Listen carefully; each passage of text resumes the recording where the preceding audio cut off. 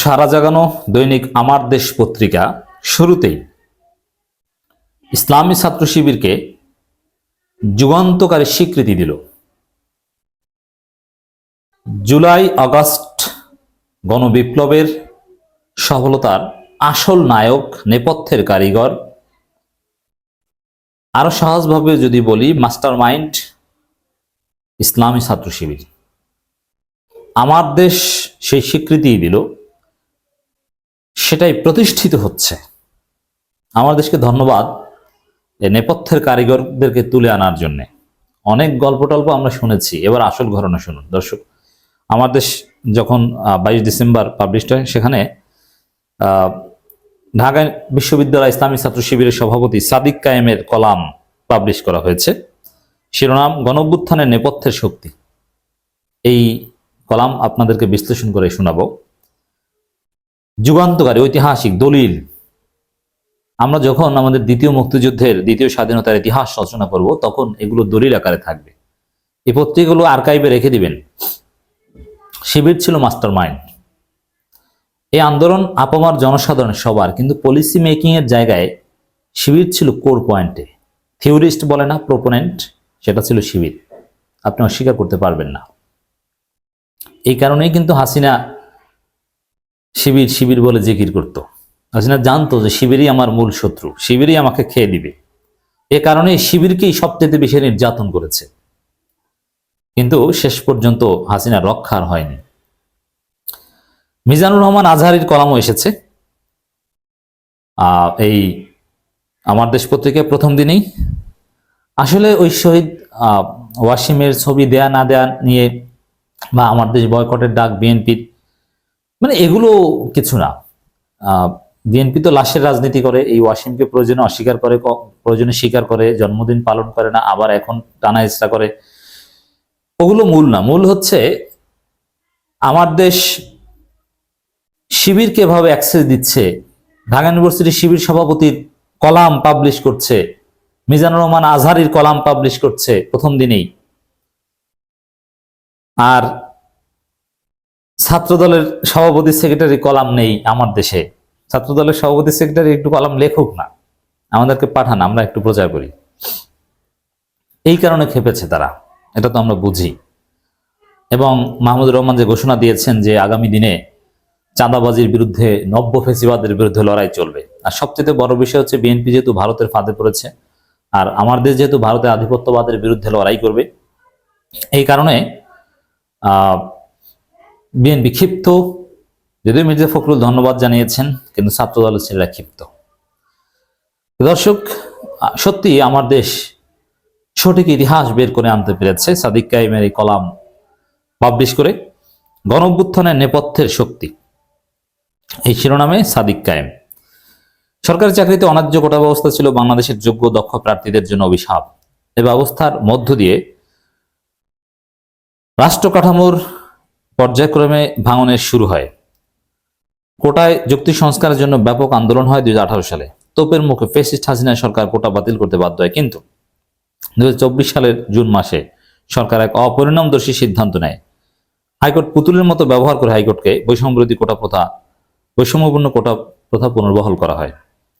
শুরু থেকেই আমরা কোটা পুনর্বহালের বিরুদ্ধে আন্দোলন সংগ্রাম শুরু করি। আন্দোলন মোকাবিলায় সরকারের দিক থেকে কি ধরনের প্রতিক্রিয়া আসতে পারে তা পর্যালোচনা করে আমরা কৌশল গ্রহণ করি। সম্মুখ নেতৃত্বে কারা থাকলো তার চেয়েও আমাদের কাছে গুরুত্বপূর্ণ ছিল দাবি আদায়। মানে এখানে একটা বিষয় যে শিবির শুরু থেকেই, শিবির সব আন্দোলনের কেন্দ্রবিন্দু ছিল। 18 সালের কোটা সংস্কার আন্দোলন কেন্দ্রবিন্দু ছিল। কিভাবে টাকা দিয়েছে, কি নূরকে কিভাবে হেল্প করেছে আমরা সব জানি। তখন আমরা সদ্য ঢাকা ইউনিভার্সিটি থেকে ছাত্রত্ব শেষ করেছি। অতএব আমাদের সমসাময়িকরাই, শিবিরের নেতারাই 18 সালে নূরকে সফল করে দিয়েছে। অতএব নূরের সফলতার নায়কও শিবির। কিন্তু শিবির ওই যে সরকারের প্রতিক্রিয়ার কথা বিশ্লেষণ করে শিবির নিজেদেরকে সামনে আনেনি। এটাই হচ্ছে সাদিক কায়েমের কথার তাৎপর্য। 24-এর ছাত্র জনতার অভ্যুত্থানে 5 জুন থেকে 36 জুলাই পর্যন্ত নীতি নির্ধারণ এবং মাঠ পর্যায়ে বাস্তবায়নের সঙ্গে প্রত্যক্ষ পরোক্ষভাবে ইসলামী ছাত্র শিবির জড়িত ছিল। সংগঠনের কেন্দ্রীয় সেক্রেটারি জাহিদুল ইসলাম, সাহিত্য সম্পাদক সিবগাতুল্লাহ, ঢাকা বিশ্ববিদ্যালয় শাখার সেক্রেটারি এস.এম. ফরহাদ এবং সাংগঠনিক সম্পাদক মহিউদ্দিন খান আন্দোলনের পরিকল্পনা বাস্তবায়নে সক্রিয় ভূমিকা পালন করছেন। নেপথ্যের নায়কদের নাম মুখস্থ করবেন, এটা 15-20 বছর পর ইতিহাসে আপনাদেরকে পড়তে হবে, আপনাদের ছেলেমেয়েরা পড়বে। কোন দিন কোন কর্মসূচি দেওয়া হবে, কৌশল কেমন হবে, সবকিছু নিয়েই সমন্বয়ক নাহির ইসলাম, আসিফ মাহমুদ, হাসনাত আব্দুল্লাহ, মাহফুজ আলমদের সঙ্গে আলোচনা হতো। অর্থাৎ ছাত্রদল ক্রেডিটবাজি করতে এসেছে, পলিসি মেকিং এর জায়গায় ছাত্রদলের কোনো অস্তিত্বই ছিল না, ছিল শিবির, বৈষম্যবিরোধী ছাত্র আন্দোলন। এরা জুলাই অভ্যুত্থানে বিশদ ঘটনা সংবাদপত্রের স্বল্প পরিসরে প্রকাশ সম্ভব নয়, তবুও স্মৃতিপট থেকে কিছু ঘটনা তুলে ধরার চেষ্টা করব। শিক্ষার্থীদের রাজাকার সাব্যস্ত করার মাধ্যমেই নিজের গদিচ্যুতি নিশ্চিত করেন স্বৈরাচারী হাসিনা। 14 জুলাই রাতে ঢাকা বিশ্ববিদ্যালয় সহ সারা দেশে তুমি কে আমি কে রাজাকার রাজাকার স্লোগানে প্রকম্পিত হয়, কিন্তু ন্যূনতম অনুশোচনা বা দুঃখ প্রকাশ না করে স্বৈরাচার হাসিনা তার পেটোয়া বাহিনী ছাত্রলীগকে শিক্ষার্থীদের উপর লেলিয়ে দেন। 15 জুলাই ছাত্রদের স্বতঃস্ফূর্ত নিয়মতান্ত্রিক আন্দোলনে ঐতিহাসিক হামলা চালায় ছাত্রলীগ। ঢাকা বিশ্ববিদ্যালয়ের ইতিহাসে যুক্ত হয় এক কলঙ্কজনক অধ্যায়। হামলায় আহত ভাই বোনদের শরীর থেকে রক্ত ঝরছিল। তৎক্ষণাৎ ঢাকা মেডিকেল কলেজে গিয়ে আহতদের সর্বোচ্চ চিকিৎসা নিশ্চিতের ব্যাপারে সহযোগিতা করি। সব জায়গায় শিবির ছিল। শিবিরের মতো একটা সুসংগঠিত ছাত্র সংগঠনের পৃষ্ঠপোষকতা ছাড়া ওইরকম আন্দোলন আদৌ সম্ভব ছিল না। মনের মধ্যে তীব্র ক্রোধ জন্ম নেয়, সন্ধ্যায় মিছিল করতে চাই, কিন্তু ক্যাম্পাসে শিক্ষার্থী কম। সেজন্য শিবিরের ঢাকা মহানগরের বিভিন্ন শাখার জনশক্তি ঢাকা বিশ্ববিদ্যালয়ের শিক্ষার্থীদের অনুরোধে সাড়া দিয়ে ছাত্রলীগ প্রতিরোধে এগিয়ে আসে। বুঝতে পারছেন what is Shibir, what was Shibir? Shibir মহানগর থেকে লোক এনে তারপরে ছাত্রলীগকে প্রতিহত করেছিল, জানেন না আপনারা। আর এই শিবিরকে আন্ডারগ্রাউন্ড পার্টি বলে কটাক্ষ করেন। এই আন্ডারগ্রাউন্ড পার্টি হাসিনাকে তাড়িয়েছে, এবং এই আন্ডারগ্রাউন্ড পলিটিক্স মহানগরের জনশক্তিদেরকে ঢাকা ইউনিভার্সিটি সাজিয়ে আন্দোলন করানো, এটাই ছিল সফলতার অন্যতম সূত্র। অতএব এই আন্ডারগ্রাউন্ড পলিটিক্স আপনার খালেদা জিয়াকে বাঁচিয়েছে, তারেক রহমানকে এখন স্বস্তি দিচ্ছে। আর আপনি আসেন আন্ডারগ্রাউন্ড বলে খোটা দিতে। আপনি কি করেছিলেন? কোথায় ছিল ছাত্রদল ঢাকা বিষয়? আমরা জানি না। এদের তো ছাত্রত্বই নাই, এরা ক্যাম্পাসে কিভাবে আসবে? আসিফ মাহমুদ ও নাহিদ ইসলামের সঙ্গে সমন্বয় করে সংবাদ সম্মেলন আয়োজন করা হয়। পরদিন শহীদ মিনার অবস্থান নিয়ে সফল কর্মসূচি বাস্তবায়ন ও ছাত্র শিবির ভালো অবস্থান নেয়। হল থেকে ছাত্রলীগকে বিতাড়িত অবাঞ্ছিত ঘোষণা করা সাধারণ শিক্ষার্থীরা গুরুত্বপূর্ণ ভূমিকা পালন করে। শিবিরের শিক্ষার্থীদের মোবিলাইজ ও তাদের পরিকল্পনা সাজাতে ব্যাপক ভূমিকা রাখে। এর মানে ছাত্রলীগ তাড়ানোর নেপথ্য মৌলিকভাবে শিবির ছিল, যদিও সাধারণ শিক্ষার্থীরা না থাকলে তো আর শিবির একা পারত না, এটা স্বীকার করছে। এবার আসা যাক 9 দফার ব্যাপারে। সরকার কোটা বাতিল করলেও আমরা চেয়েছিলাম আন্দোলন চলমান রাখতে। এস এম ফরহাদ, আমি এবং শিবির কেন্দ্রীয় ও ঢাকা বিশ্ববিদ্যালয়ের সাবেক বর্তমান সদস্যরা মিলে 9 দফা প্রস্তুত করি।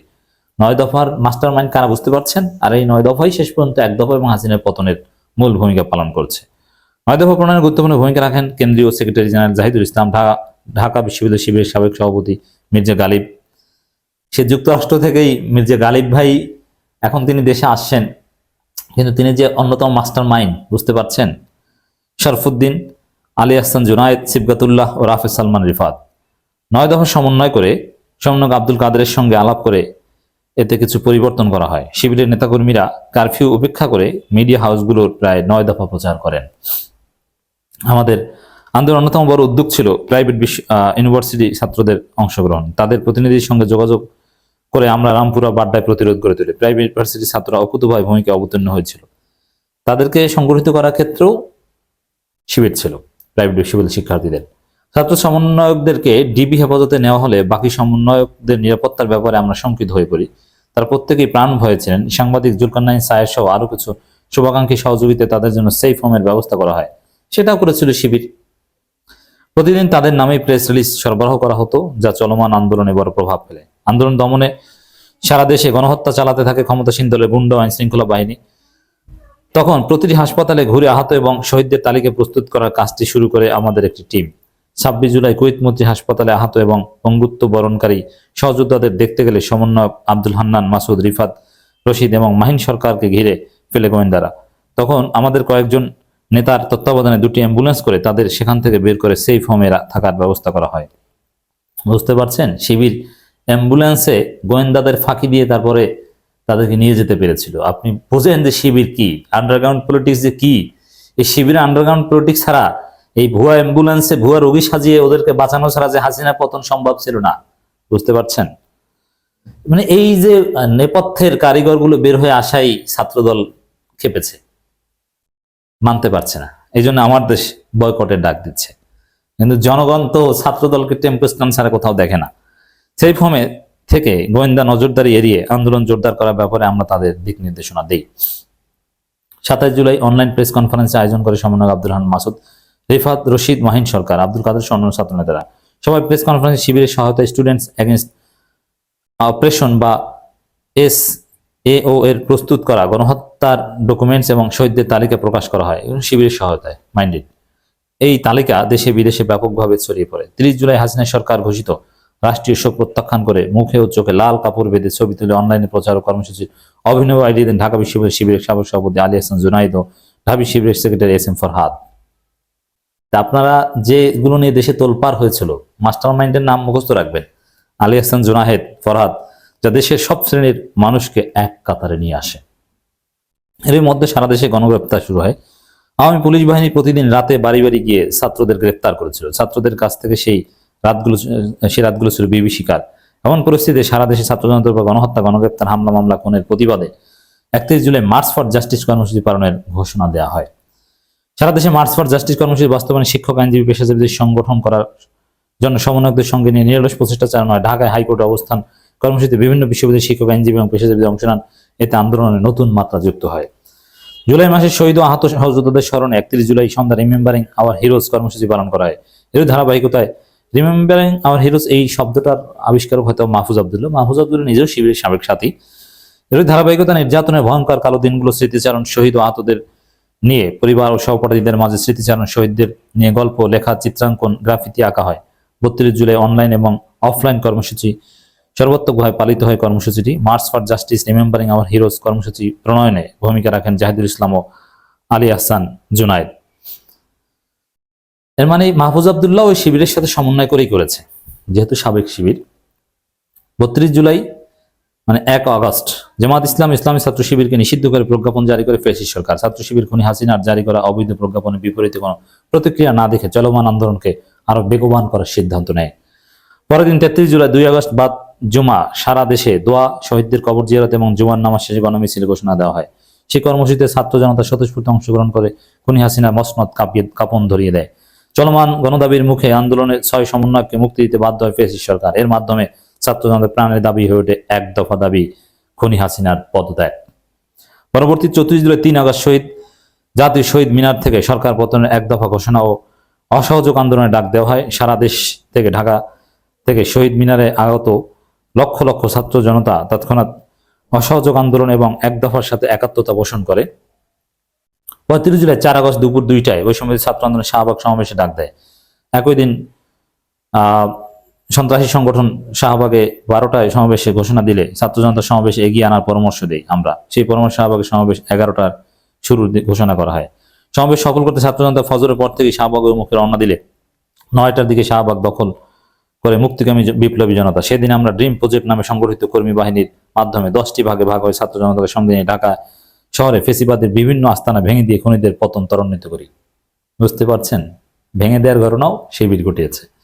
সেদিন আওয়ামী লীগ সন্ত্রাস পুলিশ বাহিনীর সঙ্গে মিলে নির্বিচারে গুলি চালিয়ে শতাধিক লোককে শহীদ করে। শহীদ মিনারে থেকে লাশের মিছিল নিয়ে শপথ করি, এই খুনি হাসিনাকে আমরা এক মুহূর্ত সহ্য করবো না। সেদিন সন্ধ্যায় পতন সুনিশ্চিত জেনে খুনি হাসিনা দ্বিতীয়বারের মতো কারফিউ জারি করলো। ছাত্র জনতা রাজপথে অবস্থান নেয়। এরপর শুরু হলো লং মার্চ টু ঢাকা কর্মসূচি, মার্চ টু ঢাকা। সমন্বয়কদের পক্ষ থেকে 6 আগস্ট মার্চ টু ঢাকা কর্মসূচি ঘোষণা করা হলে শিবিরের কেন্দ্রীয় ঢাকা বিশ্ববিদ্যালয় শাখার পরামর্শে একদিন এগিয়ে আনা হয়। এরপর আসিফ মাহমুদের সেই ঘোষণা আসে, পরশু নয় আগামীকালেই লং মার্চ টু ঢাকা। এর মানে এই যে পরশু নয় আগামীকাল, এই ঘোষণাটা যে হাসিনার পতন একেবারে নিশ্চিত করে ফেলেছিল। আর এই ঘোষণাটা এটাও যে শিবিরের, বুঝতে পারছেন। প্রচার হয়েছিল আসিফ মাহমুদের মাধ্যমে, কিন্তু ডিসিশন মেকারদের শিবির এস্টাবলিশড হলো। সারা রাত ধরে দেশ থেকে মুক্তিকামী জনতা ঢাকার প্রবেশ পথগুলিতে অবস্থান নেয়। ফজরের নামাজের পর নতুন সূর্যোদয়ের অপেক্ষায় থাকা বিপ্লবী জনতা শাহবাগ অভিমুখে রওনা দেয়। জনতাকে সংগঠিত করে গণভবন অভিমুখে নিয়ে যাওয়ার লক্ষ্যে আমরা 10টি স্পটে অবস্থান নেই। গণভবন অভিযানের নেপথ্যেও শিবির। সকাল বেলা শহীদ মিনার এবং শাহবাগে পুলিশ বাহিনীর গুলির সম্মুখীন হয় ছাত্র জনতা। গুলির মুখে টিকতে না পেরে আমরা অলিতে গলিতে অবস্থান করে জড়ো হতে থাকি। বেলা 11:30 নাগাদ মুক্তিকামী জনতা সব ব্যারিকেড ভেঙে শাহবাগে অবস্থান নেয়। তৎক্ষণে খুনি হাসিনা লক্ষণ সেনের মতো দেশ ছেড়ে পালিয়ে যায়। ঢাকা সহ সারা দেশে কোটি কোটি ছাত্র জনতা শুকরানা নামাজ আদায়, মিষ্টি বিতরণ এবং আনন্দ মিছিলের মাধ্যমে বিজয়ের আনন্দ উপভোগ করেন। ঢাকায় সমবেত জনতা গণভবন অভিমুখে পদযাত্রা করে এবং অবশেষে হাজারো শহীদের রক্তের বরকতে ফতেহ গণভবনের মধ্য দিয়ে নির্মিত হয় ফেসিবাদ মুক্ত নতুন বাংলাদেশ। বিপ্লব চলাকালে আহতদের চিকিৎসা ও অ্যাম্বুলেন্স, গ্রেপ্তারকৃতদের জন্য আইনজীবী, ফেসিস্ট প্রোপাগান্ডার মোকাবেলায় সাংবাদিক ও ফ্যাক্ট চেকারদের সঙ্গে নিবিড়ভাবে যোগাযোগ রেখেছে ইসলামী ছাত্র শিবির। ফেসিস্ট হাসিনার পরাজয় যখন মোটামুটি নিশ্চিত, তখন নতুন সরকার প্রধান কি হবেন তা আলোচনার মধ্যে দিয়ে ঠিক করা হয়। সবার আগে ডক্টর ইউনূসের নামেই মাথায় আসে। সবার পরামর্শে ওনাকে আমরা শুধু দায়িত্ব নেওয়ার জন্য অনুরোধ করি। যাই হোক দর্শক, আরো কথা আছে, কিন্তু মূল হচ্ছে এটাই, শিবির কি করেছে, কিভাবে ভূমিকা পালন করেছে আপনারা দেখলেন। এখানে বিশ্লেষণে তেমন কিছু নেই। ছড়িয়ে দিন, প্রচার করুন। আমার দেশকে ধন্যবাদ। জুলাই আগস্টের গণঅভ্যুত্থানের ডিসিশন মেকিং এর দিক থেকে আমি আবার বলছি, আন্দোলন সবার, কোনো একক দলের নয়, কিন্তু নীতি নির্ধারক মৌলিকভাবে সবচাইতে ভূমিকা পালন করেছে যে শিবির, সেটা প্রমাণিত হলো। আমার দেশকে আরো ধন্যবাদ জানাই নতুন ভোরের বাংলাদেশ শিরোনামে মিজানুর রহমান আজহারীর কলাম পাবলিশ করার জন্য। আর এটাই ভারতপন্থী শাহবাগীদের গায়ে আগুন জ্বালিয়ে দিয়েছে আমার দেশ।